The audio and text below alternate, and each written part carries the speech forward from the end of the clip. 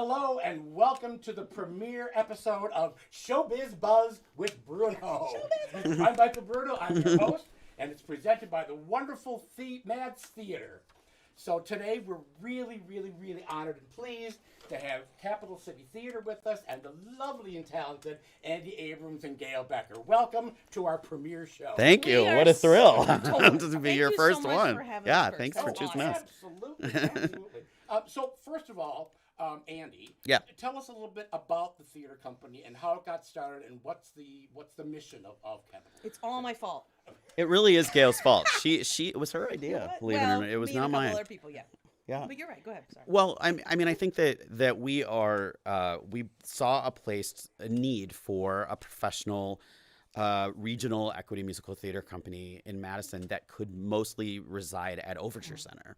And also be able to put local, professional actors to work and give jobs to all the people involved in the design and the tech and, and all of that. And our mission is to do musicals that are interesting, that make you think. We kind of run the gamut, but we tend to take chances on some things. And then also some great gems of musicals that don't get to tour.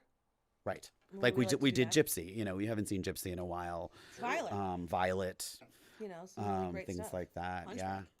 So I mean, that's really what we want to be able to do is use local, hire local actors as well as people from New York and Chicago and Milwaukee and all over the country to kind of bring a cohesive be a destination place for that type of that theater. And we would love to see people come in from Milwaukee and Janesville and the Twin Cities. And when we did, it's funny because when we did Great Comet in June, we had people flying in from Canada and California, and because of that show, because no one's done it since it's been on Broadway, so really, people no one's ever seen it. It was fascinating, number one, to see a production of it, and the venue you had it in was so perfect. It was just so inspired to see this great barn in the middle of this cornfield. Yes, turning it into this Russian pub. It was really it was an arduous feat for you to do that too. Yes, it was. But it was right time, right place, actually, with that the event space, because that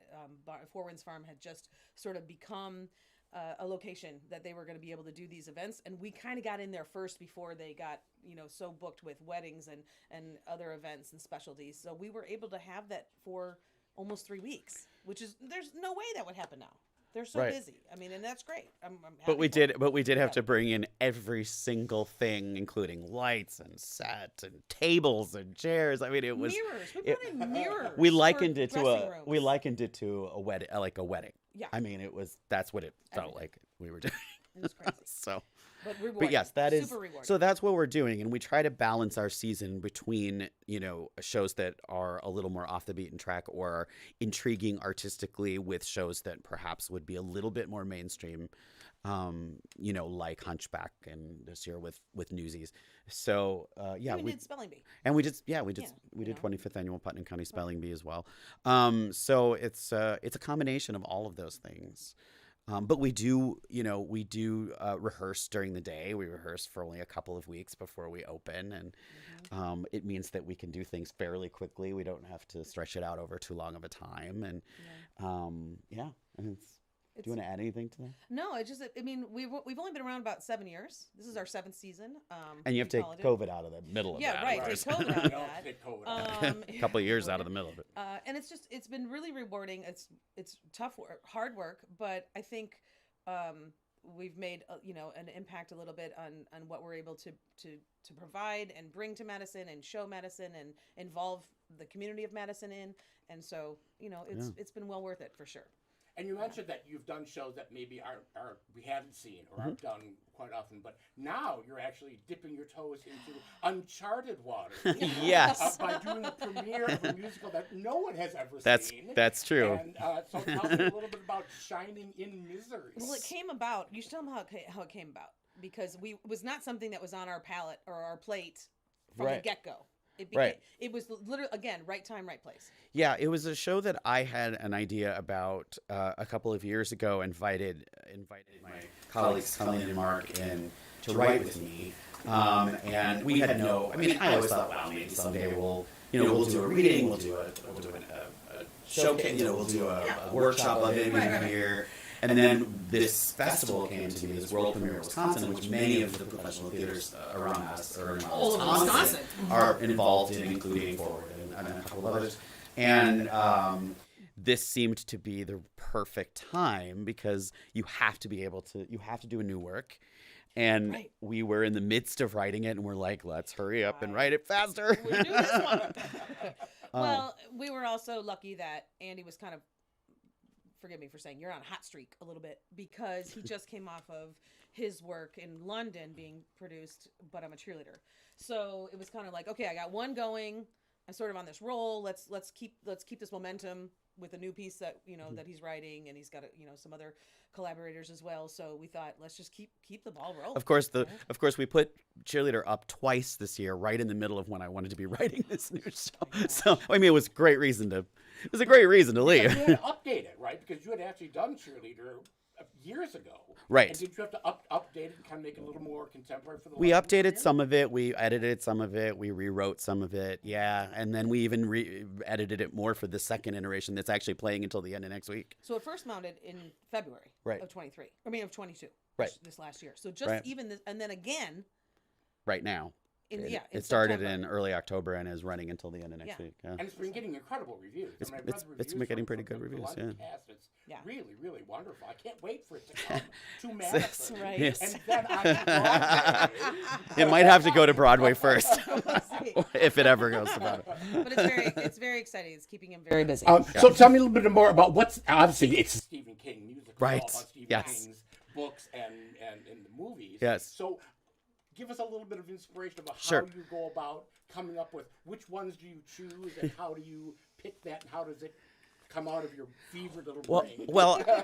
Honestly, I think I'm starting to get cloudy on whose idea was what anymore. But I think I had the idea of what if we threw a bunch of Stephen King characters into the Overlook Hotel in The Shining, and then that became what if we took the Misery lead characters and threw them into the Overlook at the Shining in the Shining, and then more that became the center of the story. I and literally then call it Into the Woods for Stephen King. that's what Mark calls it too. It's like, oh, really? Yeah. Oh my God. So it's like all those characters are thrown together. Thrown and together. guess That is what? actually a really good way of putting it. And I what think happens? Stephen Sondheim would be great. Yeah. and what happens when they do that? And I think that keeping with the style of off-Broadway shows right now, with shows like there's a Stranger Things musical called Stranger Sings. There was Evil Dead. But no one has ever done a Stephen. And if there's so many Stephen King fans out there, and they are hardcore. Yeah. And they love their books, and they know So every you better book. do this well. And they know their books, and they know their movies, and they know their TV versions, and there are more. The thing that we keep discovering are all the made-for-TV movies that we never knew that were not necessarily great, that were made into like the Langoliers and like all these TV movies from the 80s and 90s. That's when they were really hot, and I don't remember. Well, And we were saying earlier that, interestingly enough, Carrie was the only one was actually made into a musical. Yeah. and we did it. We did it. That's right. There you go. We're We're cursed already, right? Yes. We're really. yes. So, Yeah. tell me a little bit about the music or the scoring and what kind of music is in. There's certainly a dark horror element over the layered over the whole thing, but I call it a pastiche musical, which means that there are various styles to emphasize various moments in the show. There might be a Latin number. There's a little 70s rock screamy number. There's, it's varying styles to suit a moment to make it funny. And I will also say that it takes hits at musicals too. So it's a little bit, I don't want to say it's like, what do you call it? Something rotten. Because it's not at all. But it's that idea that we're making fun of musicals and Stephen King at the same time.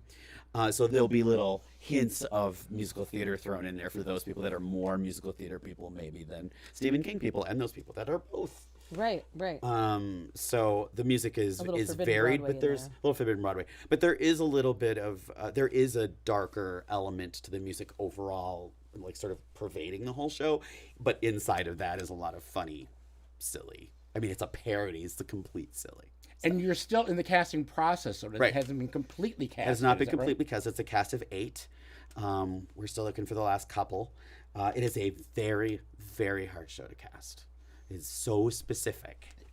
So what? Tell me about why is that? What in your point of view, obviously, because you're Yeah. writing it and you're Yeah. you know. It's hard to cast because Comedy's hard. Comedy is hard, and parody is its own piece of comedy. Parody is its own thing, and also you're talking about very famous characters that you want to harken back to. So, like if you look at somebody like Jack, who was played by Jack Nicholson in the film, if you have to at least tip your hat to that. Right. You know. You want to respect that to the point that even though you might be parodying it, it's still an honor, an homage to that character. And that guy he's a high rock tenor, and he has to be able to do parody, and you know what I mean? And he has to carry the show on his back. So like that's the type of role that's just very hard to find because it fits so many boxes. Yeah. So we're still looking for a couple of them, yeah.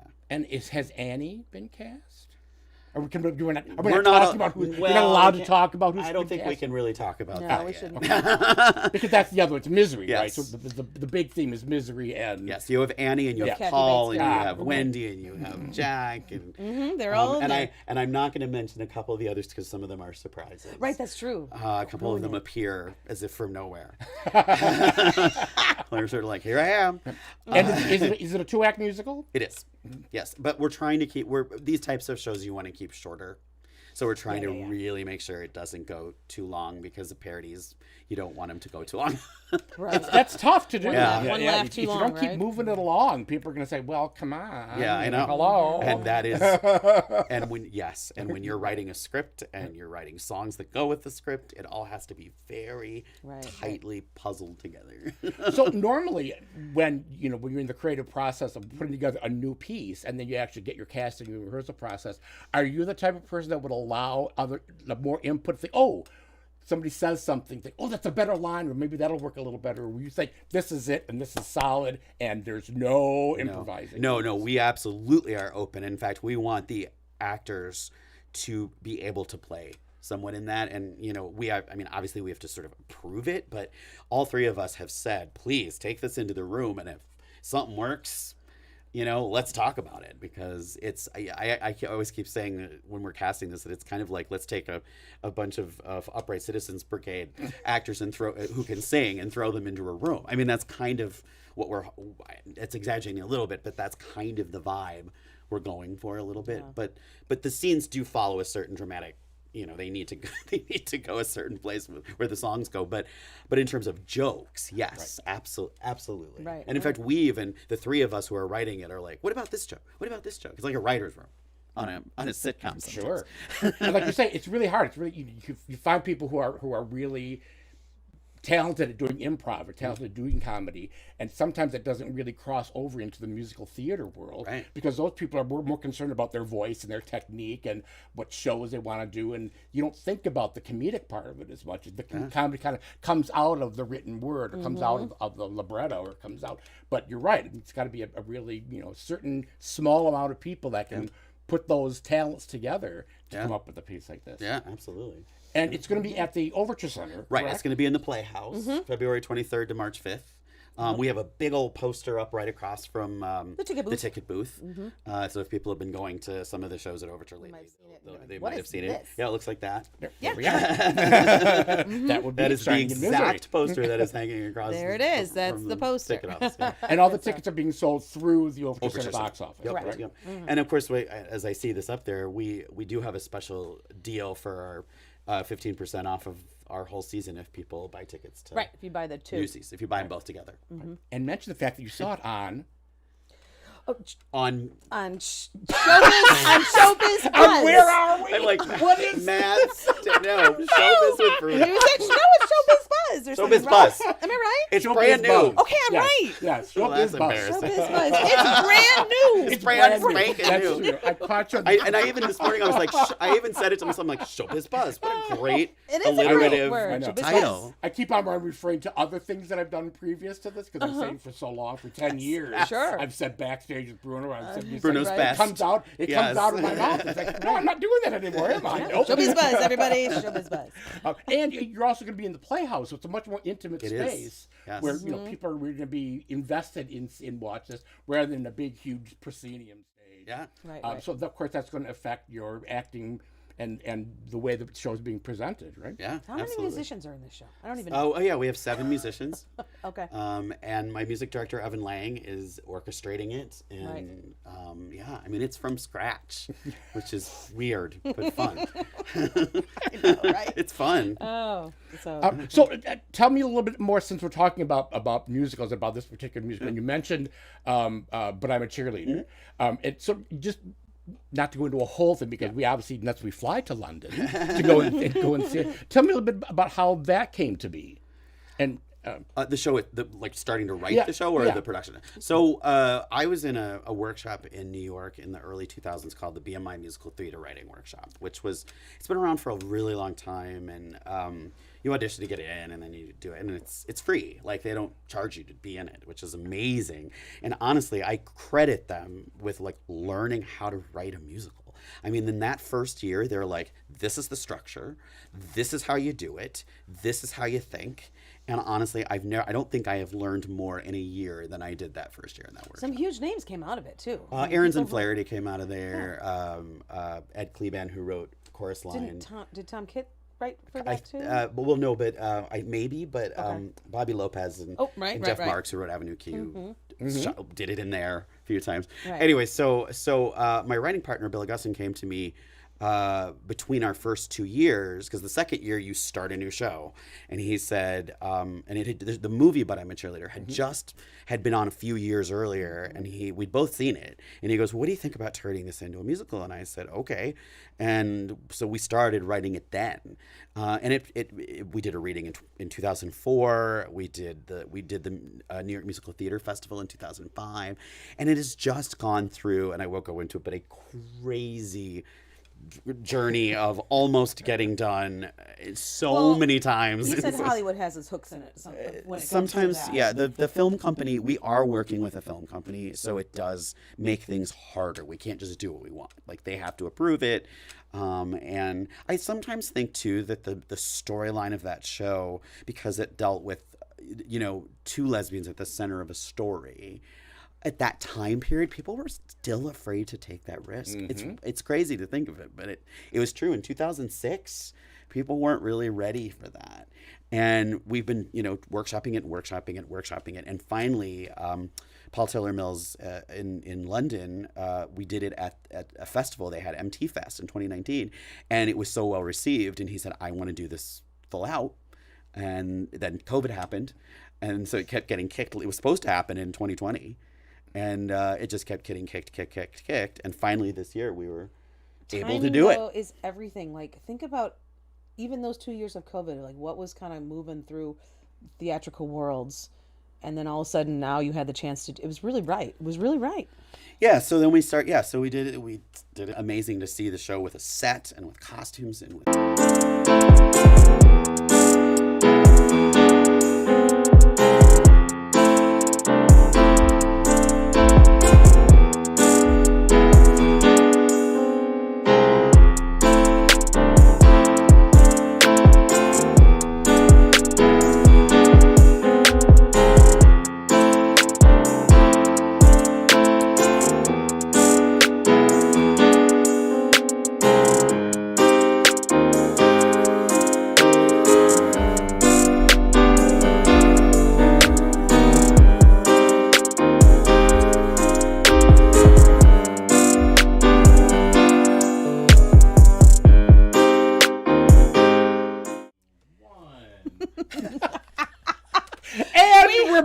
We thought we were back. You We broke- broke you. you broke I'm the so internet.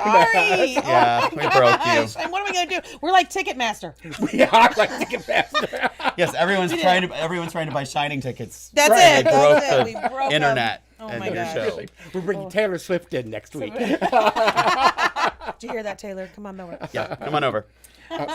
So we were talking. We were going to talk about but I'm a cheerleader and what they do in the London production. Right. There's this really fun thing that well, Andy, you tell them, and it happens almost every show. So to sell their shows, they like to film curtain calls because they can't really film the show, but they film the curtain call even though it's still the material. So I'm not sure how they get away with that, but they still film the curtain call, and to try to get people excited about coming to see shows. And so almost every show, the Turbine Theater goes into the theater itself, and they film the curtain call. And on Instagram, and every day at about 3:45 or 3:50, I get our time because it's like 9:50 their time. I get Instagram is now live from the Turbine Theater, and I know what it is, and when I'm available, I always try to watch it our He shows curtain me. He's call. like, hey, And Gail, here's curtain call. a curtain call, and it's like every audience is different, and sometimes they're screaming, and it's amazing, and they're standing, and you're like, oh, our show maybe has a future. It's a feel good We moment. don't really know what that is yet, but Yeah. we'll see soon. Yeah, because they do the first curtain call for Funny Girl.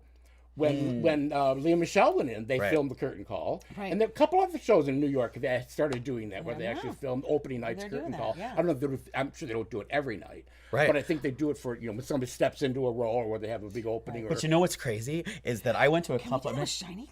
Maybe we can't. We have no rights issues.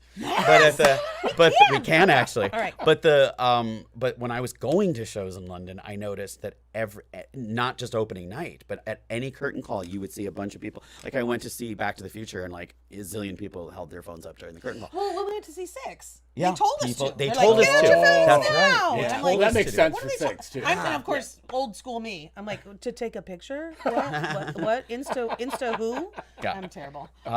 So that's how you sell seats. How you sell tickets over there. It's a thing. That's It's a thing. I think we should start doing that here.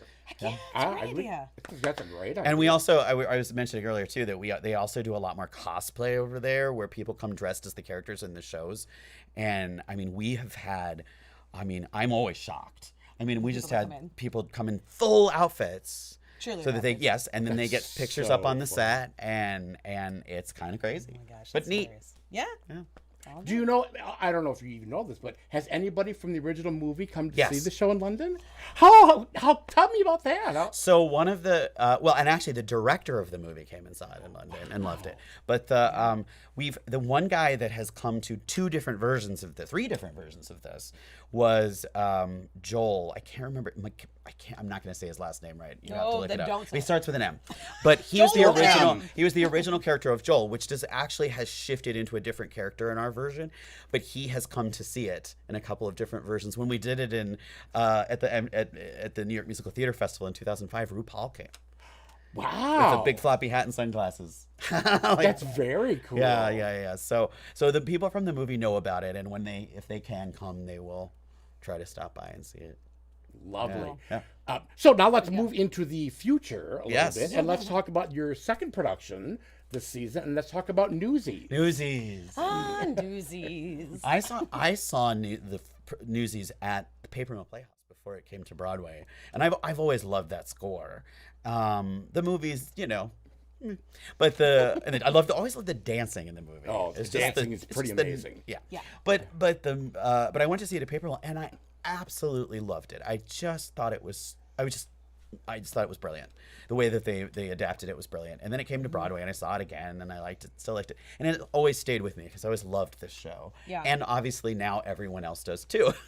And we really wanted to pick a show this year. Well, we had great success, obviously, when we did Hunchback. So that was something we were looking into. Do we do another Disney? Do we do something that's a little bit more mainstream, or do we do a real crowd pleaser? And we thought a really great balance was Newsies, because we really wanted to bring in some incredible dancing, and we haven't done.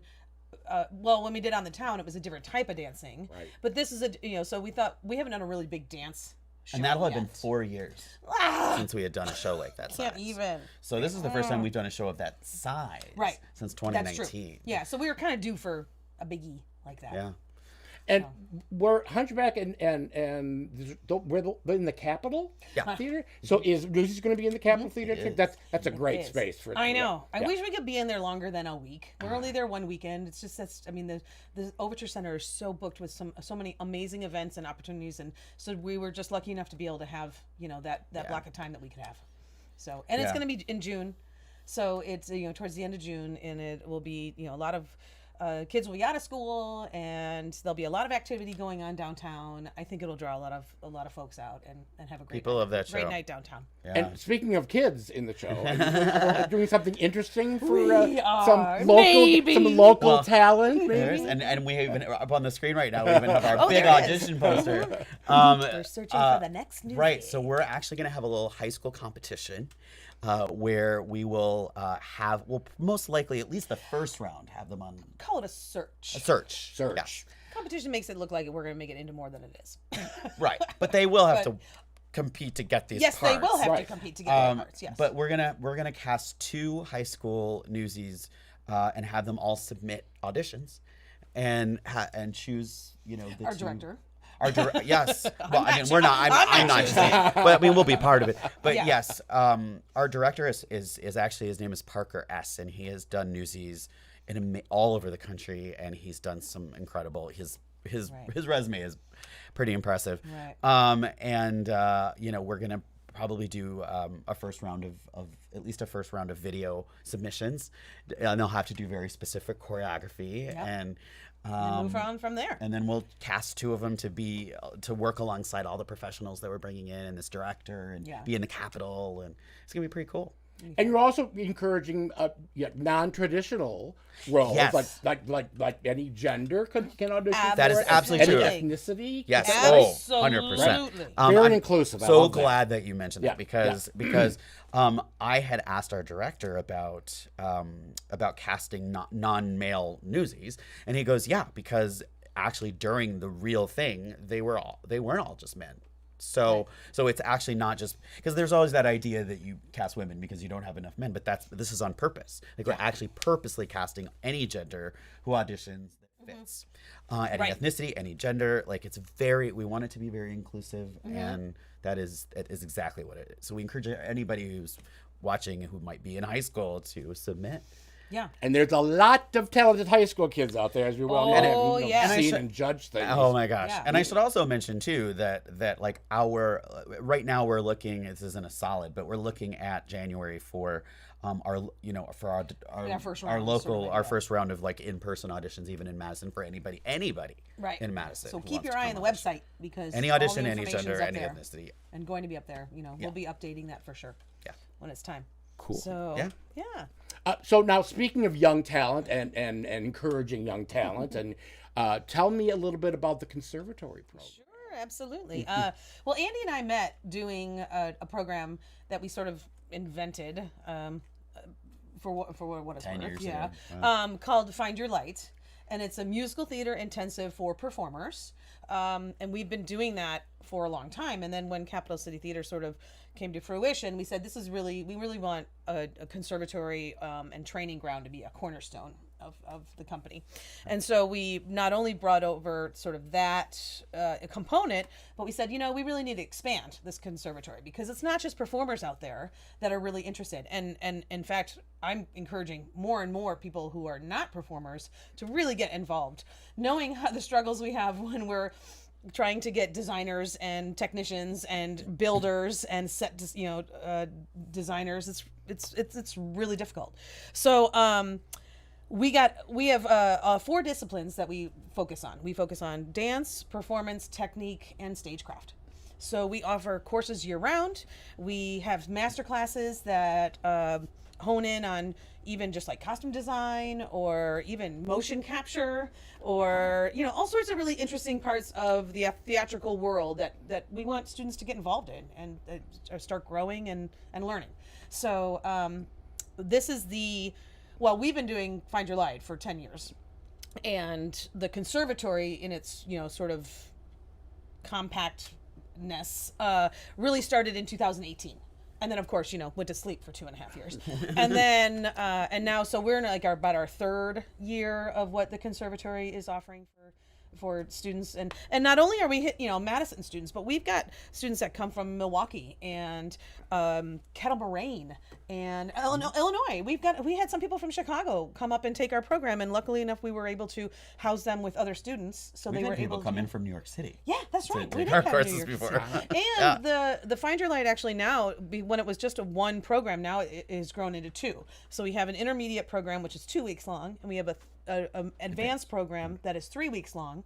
And the advanced program actually has students that are high school, college, and even adults. Everybody. I was going to say, what's the excuse me, pardon me. What's the age range of Our conservatory starts with 13 and over. Just because we know that what we're teaching, the discipline it takes, the time commitment it takes, we figured that age range is really the best. And we're trying to bridge the gap between high school and beyond.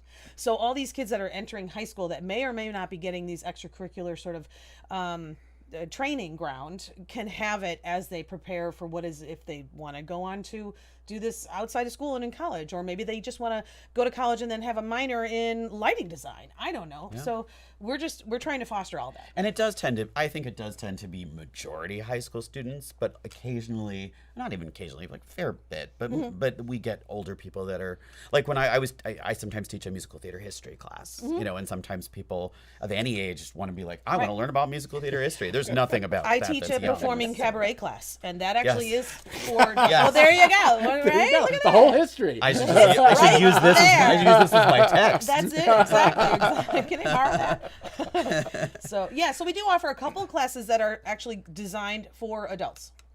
Yeah. And now, do people have to send submissions? Do they audition, or do they just Only sign for up? the Find Your Light program, we ask them to audition. And that's really, it's not so much of, are you good enough to be in our program? It's more sort of like, what level are you at? How can we determine where you are, and how can we foster you so that you have a great experience and growth in this small amount of time that we get you in the summer? Yeah. And is that even for the technical people too? No, just that's just for Find Your Light. Okay. But for the conservatory, anybody can take any of the courses. There is no sort of like audition, or you don't even have to, write a letter or anything like that. And we offer financial aid as well. You can apply for financial assistance, and because we really, like I said, we know that there's a lot of people out there that may not have these opportunities, and we want to make sure that they're available for everybody. And also, too, I want to mention that we also participate in the Adopt a School program. So our adopted school is Memorial. Madison Memorial, which has a new name. Yeah, it does have a new name now, doesn't it? And I can't remember what it is. It's a good name, though. They picked a really good name. I just can't remember what it is. Let's go high school. An important name I made. That was great. That was really good. I'm glad we were researched that one really well, didn't we? With the Adopt a School. With the Adopt a School program, they get to come to dress rehearsals of shows before the public. They get tuition waivers. They get tuition waivers for some of the classes. Sometimes we'll go in and I just went in and did a talk a couple weeks ago in their choirs. On-site workshops and things like that. And I think the Adopt a School program is brilliant. I think it's to get to these schools and reach students. It's a great thing. Yeah, it is a great thing because most of the high schools don't have programs within the schools because it's always all about sports. It's always about academics. Right. And this is always an extracurricular activity. Right. And some of the theater programs, they're really great, and they have great teachers and everything. But, I mean, it's high school. You have limited time. So if those kids who really want more, we can offer a little more. And that's what we're trying to do. Yeah. Which is going to lead me into my next question. It seems like, especially now post-COVID, but even before COVID hit, that musicals have just taken on an enormous renaissance. So what are your thoughts with that? What do you think? Why do you think that happened? I mean, look at me. My answer is, well, you know what? I think I'll start and you can bounce off. Yeah, I'll bounce. Okay. I'll bounce. I think the storytelling of musicals has grown a lot. And I think what people are willing to watch and discuss and think about has grown. And I think now that people want to turn those stories into musicals, I think is really attractive to a lot of audiences. But I also think that's I agree. I think that I was thinking about this too, because what is it that's different about a musical than a play? And I think that while we all want to coming out of the pandemic, everybody wants to come back and be part of all those things they loved being part of, which was live theater and being able to see that fantasy world on stage. Musicals take that a step further, where not only are you giving music, which people love to listen to the music as they watch the stories, but it also is, musicals are a little bit larger than life. You know what I mean? That's what we always, even as writers, learn, that it's larger than life. And so I think that we're coming back from this pandemic and we're like, we need to go big. You know what I mean? It's not, and I love play. I mean, plays are amazing, and we need to do them, and they're very important. Right. But I think that, like, because we're seeing this uptick in musicals in high schools and everything, I think that's why I think kids love doing musicals too. The high school kids love doing Well, musicals. and remember when kids were like super scared to sing in public? Oh, absolutely. That's not the case anymore.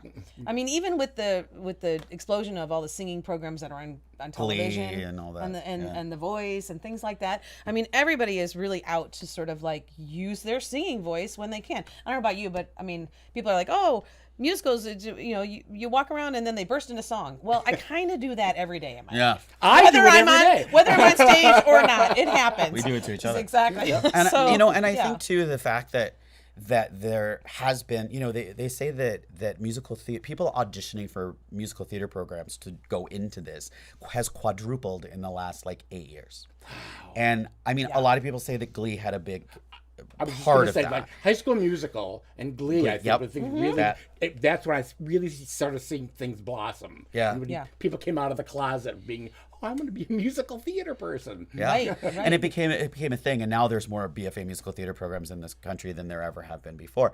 And I think that has started to trickle backwards. I think that high school kids are hearing about that, and they know that's out there. And so they want to do their musicals because that to them is what they are passionate about. Cool. So it's exciting. So now I'm going to ask you a very philosophical question. Oh my God! Do we have anything to drink? Is there wine in this cup? Can we have to? Oh, waiter. Garcon. Really. So there are a lot of people. There are a lot of companies. There's a lot of theater companies that in the Greater Madison area, and some people haven't come to a grasp of who is Capital City Theater and what's it about. So where do you see the company going in the next 5 years, and what's your wish to get it more in everybody's name? answer. That we know I'll that let you do theater it. company. Yeah. Huh? I'll let you do it. Oh, well, I mean, one of our wishes, for sure, is to be a resident company at Overture.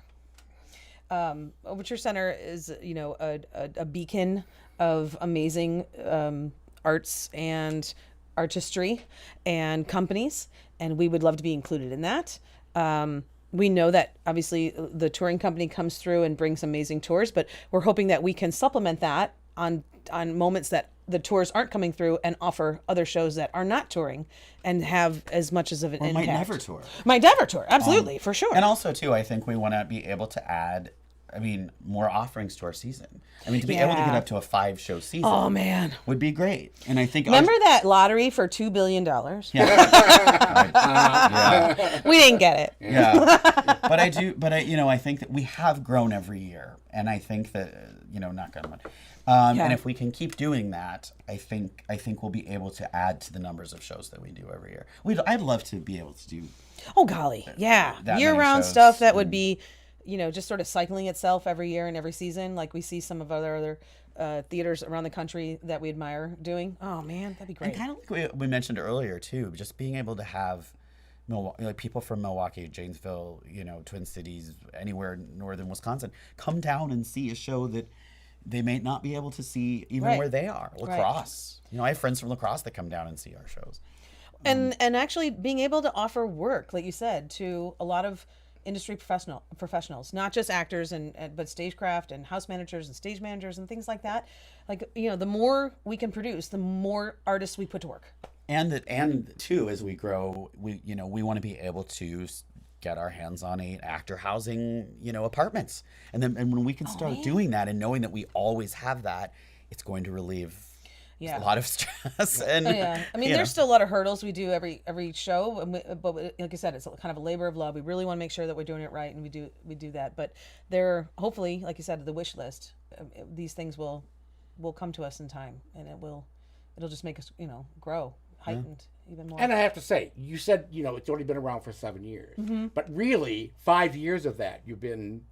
Yes, feels like because- 20. Yeah. No, because we all lost 2 years. Yeah. Yeah. So in effect, people weren't thinking about, they were thinking about what we're going to live stream and how, how we're going to get Netflix to our house my and how we're gosh. going to Zoom into our offices. Yeah. So Right? that wasn't All of a on sudden, anybody's- everybody was a TV producer. Yeah, that wasn't on anybody's radar. So really, Right. you've been doing things for a total of really in 5 years. Yeah. Which is pretty astonishing when you think the quality and the amount of shows that you've done. Thank you, and the ones Michael. that I've seen have been Broadway caliber. I mean, you have incredible talent. You have incredible tech people that really that know what they're doing. Like I say, to build that barn, it was Well, we didn't build the Mickey and barn. Judy. Right. Yeah, Mickey and Judy. Let's put on a play. Right? Yeah, that's right? come up It with really it. was. I got a plan. Yeah, and I gotta say, and everything down to the musicians, the acting, the choreography, the sound was phenomenal. I mean, you could hear everything in this barn. It was so you're really doing things the right way. I think, which really congratulations for that. Thank you. Because Thank you. There Trying every day.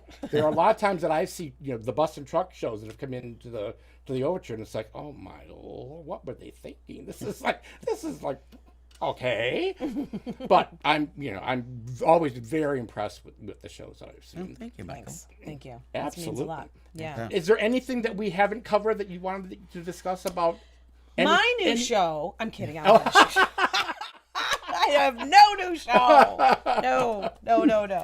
No, I think we've covered We covered a lot. We did cover a lot. I know. It was good. Even if we crashed the internet, we Yeah. covered a lot. And the it. stuff we talked about that you didn't Yeah, really hear. wow. Oh, That was the man. best- that was the best I stuff. know. Really, that'll So be- turn in next time. That'll be in bloopers and outtakes on our 1 year anniversary.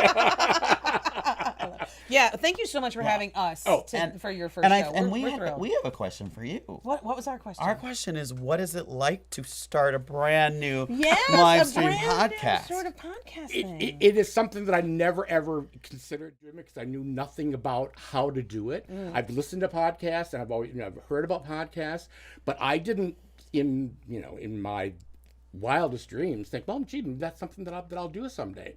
And after spending 10 years of doing shows on television, people were saying to me, what's your next thing? What's your next thing? What's your next thing? I was like, I really hadn't really thought about it.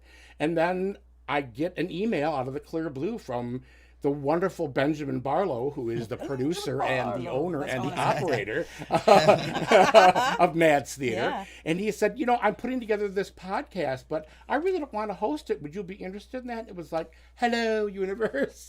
Hello, universe. So it's great perfect. thing is you can have all sorts of guests coming on, one-on-ones, two-on-twos, different companies, different actors, behind-the-scenes people, people that you don't really get to see or talk to because you see the actors, which is wonderful, and they deserve praise because they're doing acting.